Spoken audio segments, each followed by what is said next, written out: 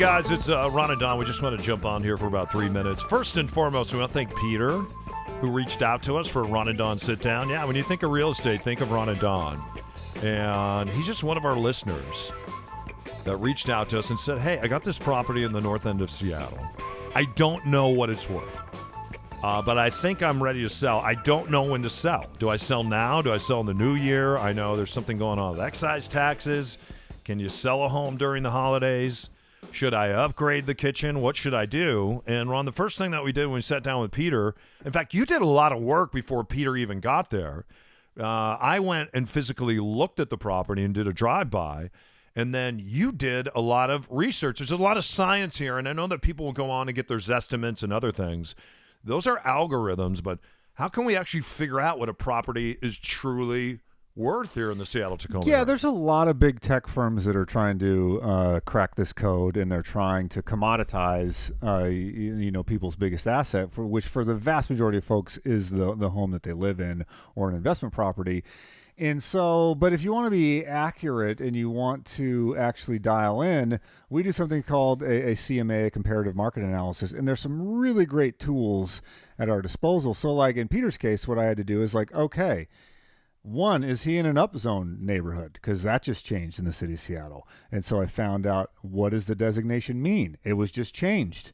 What does that mean? All these codes will be coming at you. Well, you're 5,000 this or LR that, or, the 30, 40, all these different designations can come at you. And you want to know, well, what does that mean for me? It's important to know that, because now you know, if you're in an SF 5000, which is kind of a 5,000 square foot lot, or smaller, it means one home can go on that lot.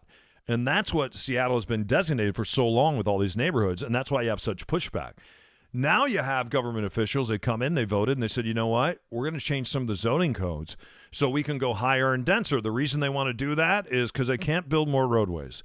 So they're like, we need to work, and we need to play, and we need to live in the same neighborhoods, because Seattle hasn't been that. Vancouver's that. San Francisco has become that. That's what they're trying to do here in the city of Seattle. And so you want to know, if you're selling a piece of property like Peter, hey, who's going to be competing for this property?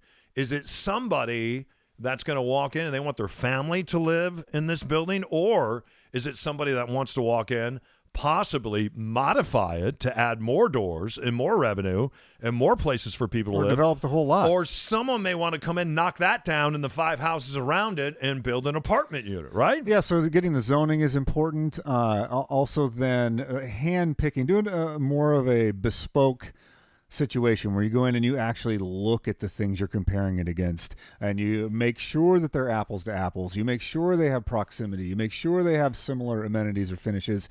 And so you can go through with the tools that we have and really dial this in. And I think everybody that I've done this for, and you saw it there as well, they appreciate it because it's explained.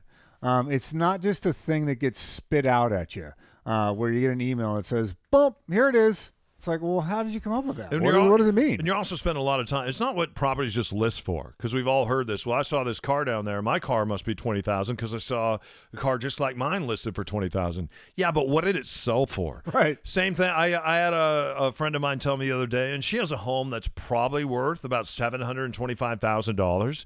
And she said, yeah, but I just saw my house in another neighborhood, and it was $1.1 million. I'm like, yeah, well, in that other neighborhood, that house happens to be on the water. Your house happens to not even be close to water, right, except for the little mud puddle that's outside. So doing a CMA with somebody, doing a real one where you sit down, it's not an algorithm, but where it's very accurate. You take a look at the neighborhood, what's been going on in the neighborhood the last 6 months, 3 months, the last month or so, and then where things are going.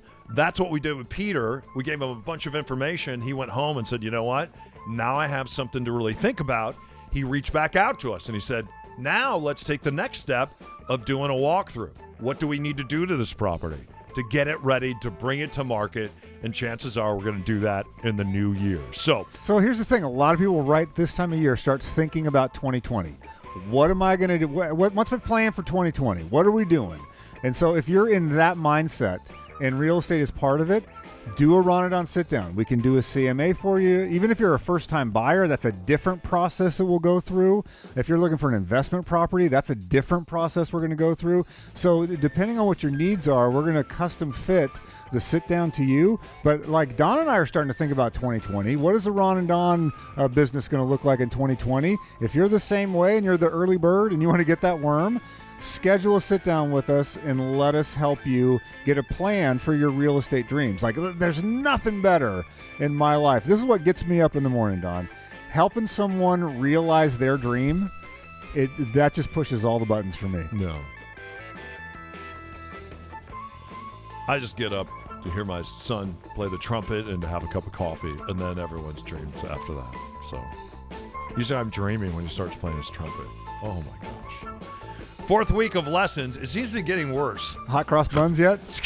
I think I heard some Mary Had a Little Lamb maybe last night. Nice. Mary had a little, and then I don't know where the lamb went. It's whatever note that is, the B flat sus, we're not hitting it. So anyway, Ron, how can they do that? How could they reach out to us if they want to do a Ron and Don? Our biggest thing is just email us, ron@windermere.com or dononeill@windermere.com. You can find everything at ronanddon.com, and we'll start the process with you. Yeah. Don't forget, the podcast drops every Wednesday, and we love the fact you hit subscribe on there and share it on your socials. All right? Have a great weekend. If you need us, reach out. Let's do a sit down. It's the Ron and Don Show, only on the Ron and Don Radio Network.